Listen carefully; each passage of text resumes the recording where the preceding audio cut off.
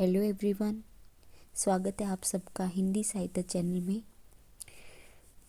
मैं इस वीडियो में आप सबको भाषा के बारे में बताऊंगी कि भाषा किसे कहते हैं, भाषा क्या है, कितने रूप हैं, कैसे लिखी जाती हैं और इसकी लिपि क्या है।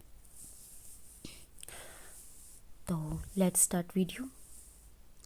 भाषा वह साधन है जिसके द्वारा हम अपनी बात दूसरों तक पहुंचाते हैं, यानी वो साधन है जिसके द्वारा हम अपनी बातों को लिखकर या बोलकर समझाते हैं, उसे भाषा कहते हैं।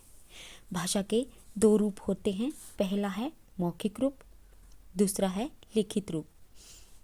मौखिक रूप, जब हम बोलकर अपनी बात व्यक्त करते हैं और दूसरा सुनकर समझता है तो यह भाषा का मौखिक रूप कहलाता है।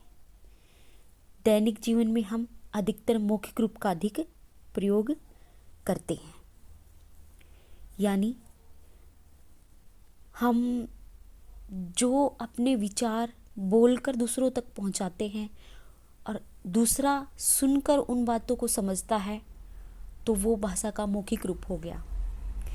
तो उदाहरण के लिए अध्यापिका पढ़ा रही है, इसमें टीचर ने बच्चों को मुख से पढ़ाया है, यानी बच्चों को पढ़ाया है और बच्चों ने सुनकर उसको समझा है, तो वो जो बोला है वो भाषा का रूप हो गया मौखिक रूप।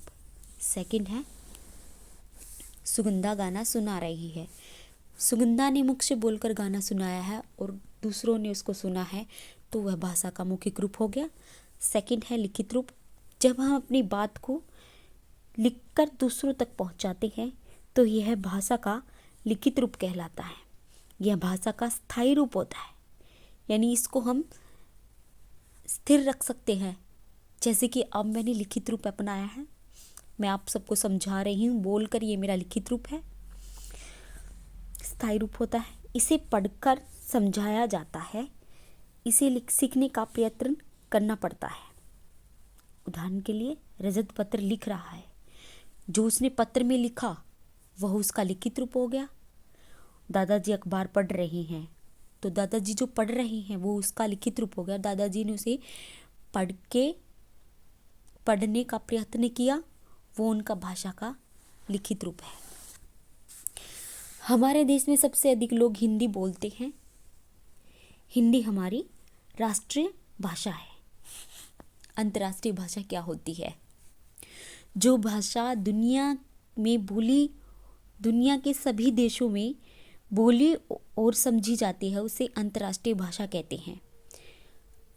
जैसे कि अंग्रेजी अंतर्राष्ट्रीय भाषा है, आप सब जानते हैं कि अंतर्राष्ट्रीय भाषा है। यह हमारे देश में भी बोली जाती है।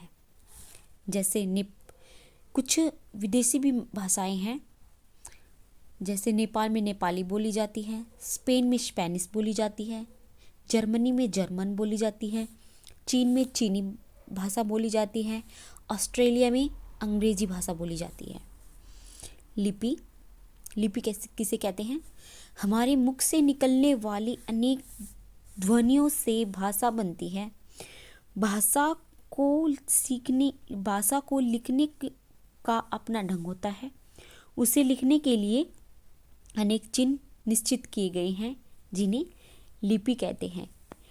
यानी भाषा को लिखने के लिए जो चिन्ह निश्चित किए जाते हैं उन्हें लिपि कहते हैं। हिंदी की भाषा की लिपि कौन सी है? देवनागरी। संस्कृत की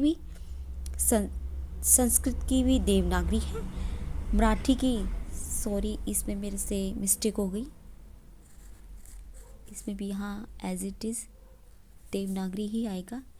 मराठी की देवनागरी, अंग्रेजी की रोमन है, उर्दू की फारसी है, पंजाबी की गुरुमुखी है लिपि। व्याकरण, भाषा को सही ढंग से लिखने के कुछ नियम होते हैं। इन नियमों का ज्ञान हमें व्याकरण से ही होता है। अतः कहा जा सकता है कि भाषा को शुद्ध रूप में लिखना और बोलना और सिखाने वाले सूत्र को व्याकरण कहते हैं। जैसे सुप्रिया नाच रही है, इस वर्ड में सुप्रिया नाच रही है, यानी हर एक वर्ड ठीक है, तो हमें इस चीज़ का ज्ञान है कि व्याकरण में लिखा कैसे जाता है, कैसे बोला जाता है, तो ये सब ज्ञान हमें कौन करवाता है? व्याकरण करवाता है, राघव ढोड़ता है। ठीक है, आशा करती हूँ आप सबको ये वीडियो अच्छा लगा होगा। अगर आप इस चैनल पर नए हैं तो मेरे चैनल को सब्सक्राइब कीजिए और like and subscribe and share my channel. Thank you for watching my video. Thank you.